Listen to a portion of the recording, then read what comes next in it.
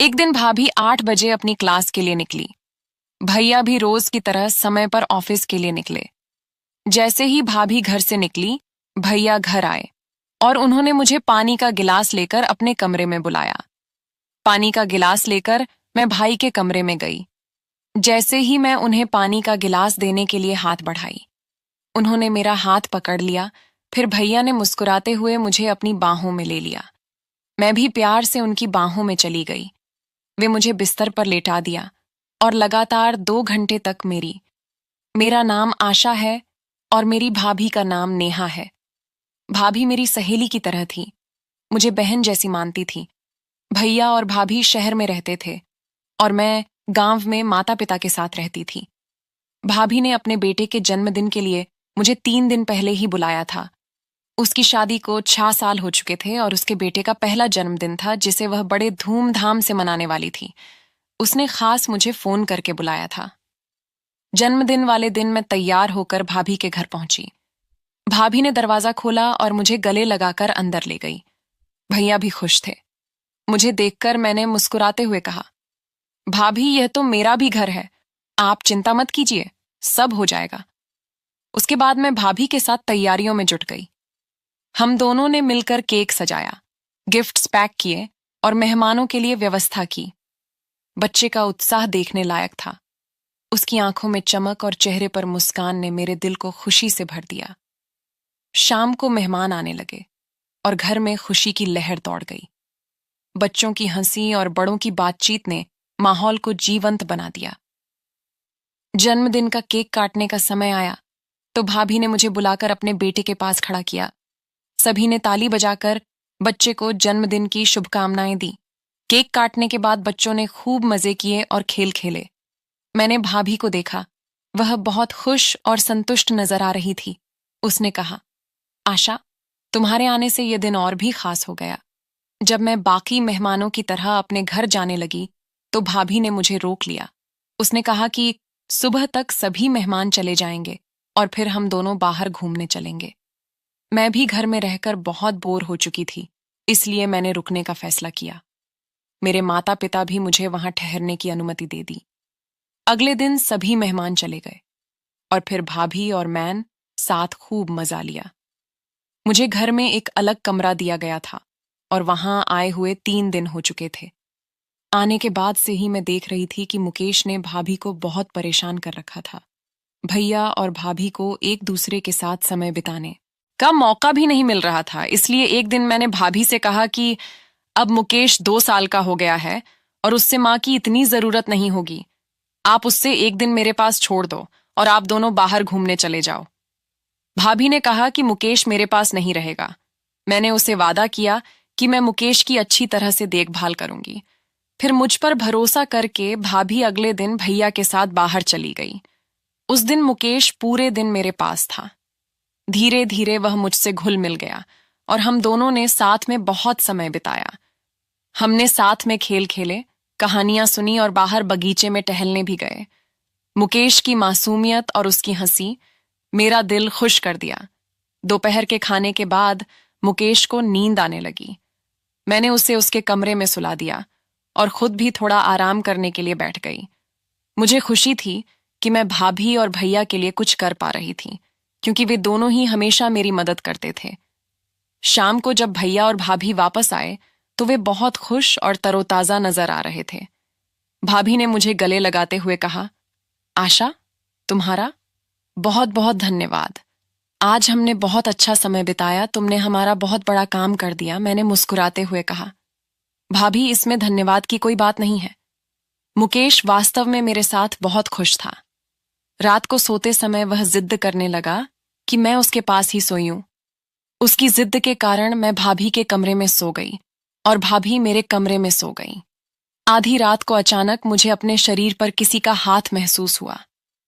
पहले तो मुझे लगा कि वह मुकेश होगा, लेकिन धीरे धीरे मुझे समझ में आया कि यह किसी बड़े आदमी का हाथ है। जब मैंने उठकर देखा तो सामने भाई खड़े थे। आधी रात को वे मेरे शरीर पर हाथ क्यों फेर रहे थे, यह मुझे समझ में नहीं आ रहा था। मैंने उनसे पूछा कि क्या हुआ। तब उन्होंने मुझसे माफी मांगी और दूसरे कमरे में चले गए। अगले दिन भी ऐसा ही कुछ हुआ। भाई मेरे शरीर पर हाथ फेरने लगे। आज तो उनका स्पर्श ऐसी जगह पर हुआ जिससे मैं सहम सी गई थी और उनके कमरे से बाहर चली गई। बा भी गहरी नींद में थी, इसलिए उससे भैया की हरकतें समझ में नहीं आ रही थीं। जैसे ही मैं उनके कमरे से बाहर आई, भाई भी मेरे पीछे आ गए। मैंने उनसे कुछ कहने की कोशिश की, तभी उन्होंने कहा कि सॉरी आशा, मैंने तुम्हें नेहा समझ लिया, इसीलिए ऐसा हवा रात के अंधेरे में उनसे गलती हो गई होगी, इसीलिए मैंने उन्हें माफ कर दिया और फिर से अपने कमरे में सोने चली गई। कुछ दिन बीत गए और मुकेश मेरे साथ बहुत घुल मिल गया। एक दिन सुबह नाश्ते के समय मैंने भाभी से कहा कि अब मुझे घर जाना चाहिए। भाभी ने कहा, आशा प्लीज मेरे लिए कुछ दिन और रुक जाओ, मुझे 1 महीने का एक कुकिंग कोर्स ज्वाइन करना है। अब मुकेश तुम्हारे साथ अच्छा घुल मिल गया है, अब जब तुम यहां हो तो मैं अपना कोर्स आराम से कर सकती हूँ।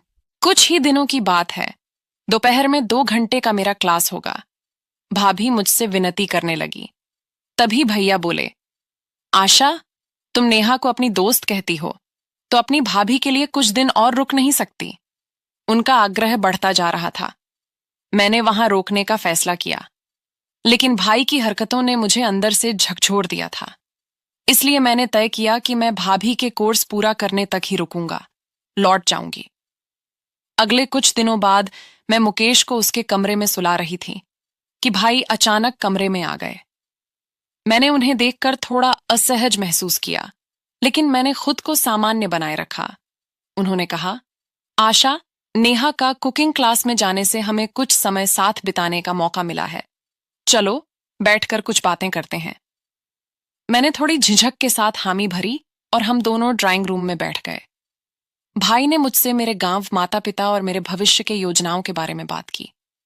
उन्होंने कहा, आशा तुम बहुत समझदार हो, तुम्हारी इस भावना की मैं बहुत कद्र करता हूं। मैंने विनम्रता से कहा, भैया यह सब मेरा फर्ज है, मैं अपने परिवार के लिए जो भी कर सकती हूं करती हूं। उन्होंने फिर से कहा, आशा तुम्हारी यह भावना हमें भी बहुत प्रेरित करती है, नेहा को भी तुमसे बहुत प्रेरणा मिलती है।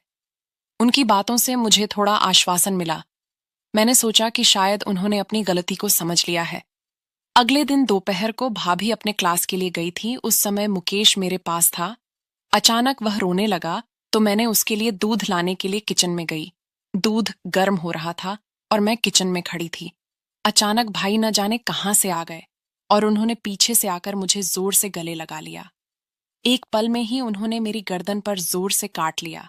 उनके काटने से मेरी गर्दन में जलन होने लगी। मैं जोर से चीखी और पीछे मुड़ी। तब भाई मुझसे दूर हो गए। मुझे देखते ही वे बोले, आशा तुम, मुझे लगा कि नेहा हो, तुमने नेहा के कपड़े पहने थे इसलिए मुझे गलतफहमी हो गई। मैंने कहा, ठीक है, और मुकेश की दूध की बोतल लेकर कमरे में चली गई। कुछ देर बाद भैया अपने कमरे में आए और मेरी गर्दन पर लगाने के लिए बर्फ लेकर आए। उन्होंने कहा, आशा मेरी वजह से तुम्हें चोट लगी, मुझे अच्छा नहीं लग रहा, मेरी गलती की सजा मुझे मिलनी चाहिए। ऐसा कहते हुए वे अपने हाथ से मेरी गर्दन पर बर्फ मलने लगे। तब मैंने कहा, भाई आपकी मदद के लिए धन्यवाद, अब मुझे अच्छा लग रहा है। फिर मैं बोली, भाई कुछ घंटे पहले तो आप ऑफिस गए थे, आज इतनी जल्दी घर कैसे आ गए? इस पर उन्होंने कहा, आज ऑफिस में ज्यादा काम नहीं था, इसलिए जल्दी घर आ गया उनकी बातों पर। सहमति जताकर मैं उनके कमरे से बाहर निकल आई और मुकेश को दूध पिलाकर सुला दिया। कुछ देर बाद भाभी घर आई। शाम को चाय पीते समय हम सब साथ में बैठे थे। तब भैया ने कहा, रात को हम डिनर के लिए बाहर चलते हैं। भाभी ने मना कर दिया और कहा, रात को 6 बजे से मैं मेरी कुकिंग की ऑनलाइन क्लास है आकाश। मैंने तुम्हें पहले ही बताया था। भाभी ने पहले ही अपने ऑनलाइन क्लास के बारे में भैया को बता दिया था।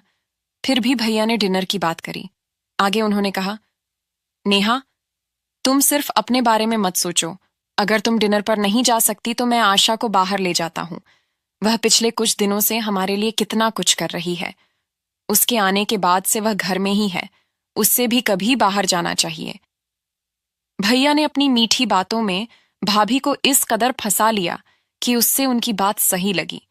फिर भैया ने कहा, आशा तुम्हारे भैया सही कह रहे हैं, तुम सच में हमारी बहुत मदद कर रही हो।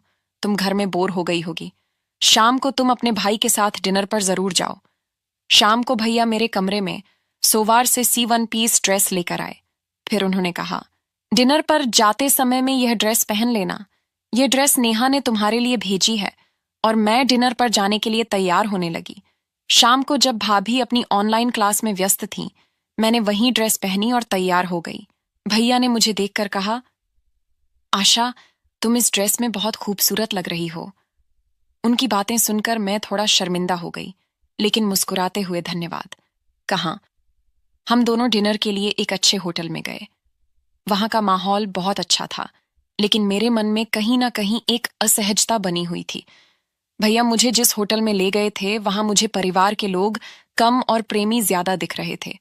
वहां का माहौल बहुत ही रोमांटिक था, लेकिन मैं अपने प्रेमी के साथ नहीं, बल्कि अपने भाई के साथ डिनर पर आई थी।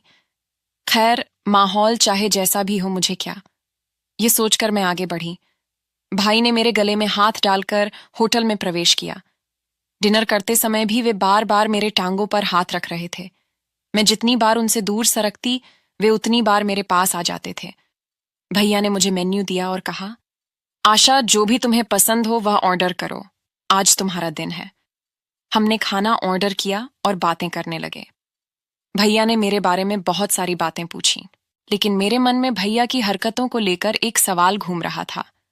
डिनर खत्म होने के बाद भैया ने कहा, चलो अब थोड़ी देर के लिए ड्राइव पर चलते हैं। मैंने हामी भर दी और हम कार में बैठकर शहर की सड़कों पर घूमने लगे। ड्राइव के दौरान भैया ने कहा, आशा, तुम्हारे साथ समय बिताना बहुत अच्छा लगता है। तुमसे बातें करके मुझे बहुत सुकून मिलता है। जल्दी से जल्दी ड्राइव खत्म करके हम घर पहुंचे। फिर रात को भाभी के कमरे में सोने के लिए मैंने मना कर दिया। उस रात मुझे ऐसा लगा कि मेरी वजह से भाभी और भैया को एक दूसरे के साथ समय बिताने का मौका नहीं मिल रहा है। रात को मैंने भाभी के सामने भैया से कहा, आज आप अपने कमरे में सो जाइए। मेरी वजह से आप दोनों के बीच दूरी नहीं होनी चाहिए। भैया के जाने के बाद मैं भाभी के कमरे में गई।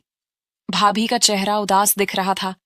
मैंने उससे पूछा, भाभी, क्या तुम्हारे और भैया के बीच सब कुछ ठीक है? भैया तुम्हें पहले जैसा प्यार करते हैं। इस पर भाभी बोली, नहीं। तुम्हारे भैया कहाँ मुझे समय देते हैं। ओह, तो सिर्फ अपने काम पर ही ध्यान देते हैं। फिर उसने मुझसे पूछा, तुम अब तक शादी क्यों नहीं की? तुम्हारी उम्र अब 22 साल हो गई है। अब तुम्हें शादी कर लेनी चाहिए। इस पर मैंने कहा, मुझे मंगल दोष है। माता पिता कहते हैं मंगल दोष वाले लड़के से ही होनी चाहिए। फिर भाभी ने कहा, तुम्हारी तरह खूबसूरत और सुडोल शरीर वाली लड़की पर किसी भी आदमी की बुरी नजर पड़ सकती है। तुम पुरुषों से थोड़ा संभल कर रहना। बातों बातों में हम सो गए।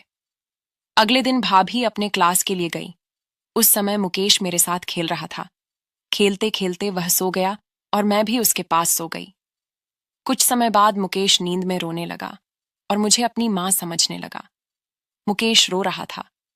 तभी मैंने भाभी को कॉल लगाई, लेकिन वह कुकिंग क्लास में थी, इसलिए फोन नहीं उठा सकी। आज मुकेश मुझे अपनी मां समझ रहा था।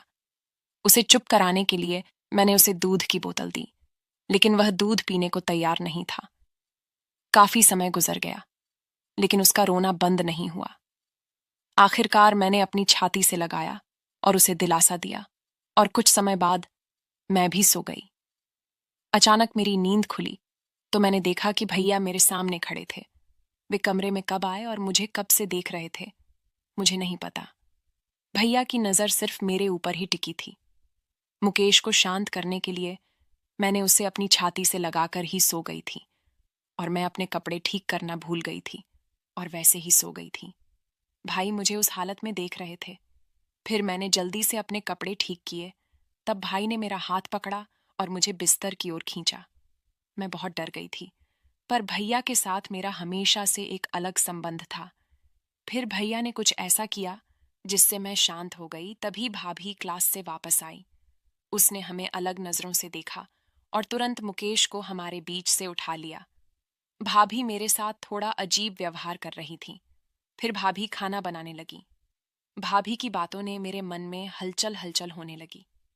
खाना खाते समय भाभी ने अचानक कह दिया कि उसकी क्लास का आखिरी दिन आज है और उसके बाद मुझे अपने घर जाना होगा। भाभी की बात सुनकर भैया का चेहरा पीला पड़ गया, जैसे उन्होंने कोई सुनने की उम्मीद नहीं की थी।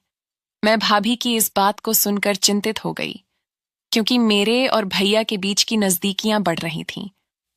भैया अब मुझे जल्दी ही जाने नहीं देंगे, क्योंकि वे मुझसे काफी आकर्षित हो चुके थे और मुझे भरोसा था कि वे कोई ना कोई रास्ता निकाल ही लेंगे।